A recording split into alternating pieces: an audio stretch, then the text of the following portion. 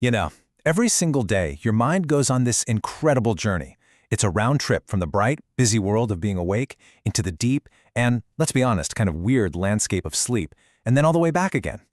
We do this every 24 hours, but how much do we really get what's happening inside our own heads? So, let's dive into that daily mystery, shall we?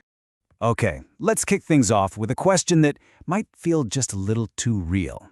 Have you ever been driving, a route you take all the time, maybe your commute home, and you suddenly sort of snap to realizing you have absolutely no memory of the last few miles? It's like your brain just went on autopilot. So where did your mind go? Well, that kind of spooky feeling is a perfect example of what's called an altered state of consciousness. Your body was doing something pretty complex, steering, braking, staying in your lane, but your conscious mind wasn't really at the controls. This just goes to show you that our awareness isn't a simple on-off switch. It's actually more of a spectrum.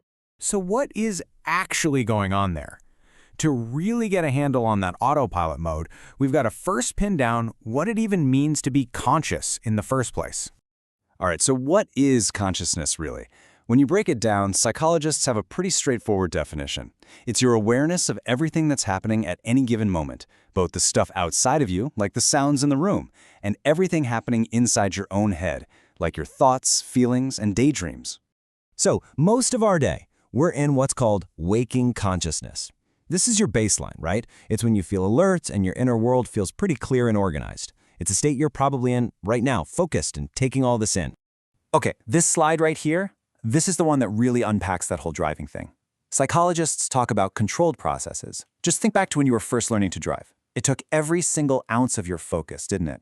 But after you've driven that same route 100 times, it becomes an automatic process. Your brain can handle it with very little conscious effort, and that frees up your mind to wander. And that's exactly when the autopilot kicks in. So, if our minds can shift between being super focused and being on autopilot, what triggers the biggest shift of all? The one into sleep.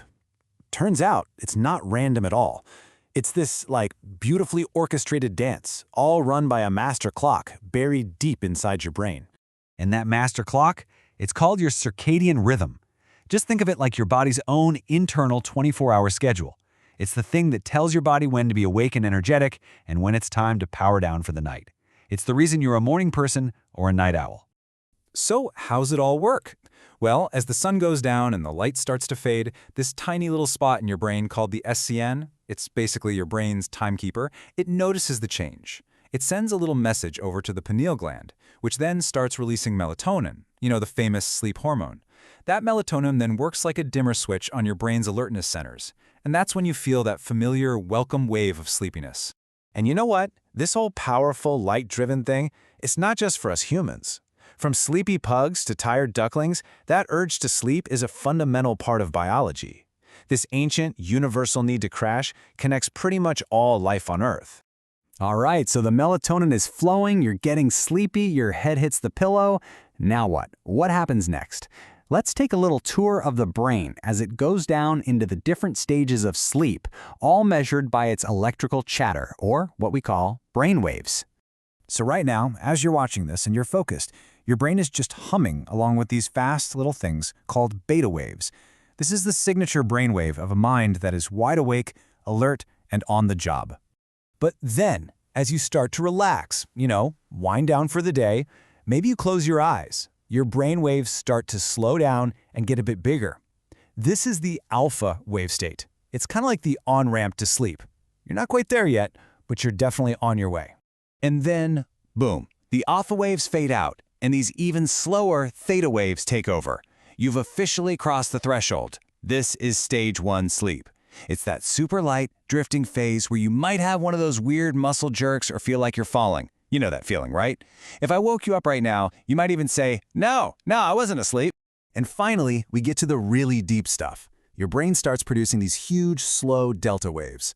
This right here, this is the heavy-duty, super restorative phase of sleep. It's when your body does its most important repair work, grows tissue, and shores up your immune system. It's also why it's so incredibly hard to wake someone up from this stage. They are truly, deeply out for the count. So all this brings up a massive question. Why? Why do we have to spend nearly a third of our entire lives completely out of it? What is all this for? Well, there are two big ideas on the table. First, there's the adaptive theory. The idea here is that sleep evolved to keep our ancient ancestors safe, to hide and stay quiet when all the dangerous predators were out at night. Then you've got the restorative theory, which basically says sleep is like the body's night shift repair crew. It's when we fix cell damage and restock all our essential chemicals. And honestly, the real answer is probably a bit of both. One thing's for sure, though. Sleep is not wasted time. It is essential work. At night, your brain is super busy locking in memories, turning the day's events into long-term storage. Your body is repairing itself on a cellular level. And if you don't get enough, you feel the consequences right away. You're irritable, you can't focus. Push it too far, and your brain will just take over with something called microsleeps. And these are no joke. They're these tiny, involuntary shutdowns that are incredibly dangerous if you're, you guessed it, behind the wheel. But wait, there's one more really fascinating layer to this whole story. The way you sleep isn't some fixed thing. Nope, it changes, like dramatically, over your entire lifetime. Okay, take a look at this. What's so cool here is how it lays out our entire sleep journey, right from the start. So look over on the left. As a newborn, you're sleeping a ton, like up to 16 hours a day. Now just follow that line as it dips down through childhood and all the way into old age. But it's not just the amount of sleep that's changing. The whole structure of our sleep is changing too. And this stat really blows my mind. An infant's brain spends half of its time asleep in that active, dream-filled REM stage. So why so much REM? The thinking is, that's prime time for the brain to build all the wiring it needs to function. As an adult, that number drops all the way down to about 20%. Our brains just have different jobs to do at different ages, and our sleep changes to match. So when you think about it, this daily journey our mind takes isn't just about hitting the reset button, it's actually a mirror, reflecting who we are at every single stage of our lives. The deep, dream-heavy sleep of a baby is building a brand new mind, while the lighter sleep of an older person is maintaining a mind with a lifetime of experience. Consciousness isn't just an on-off switch, it's a dynamic, lifelong dance. So maybe the next time your head hits the pillow, you can ask yourself, what kind of work is my brain getting done tonight?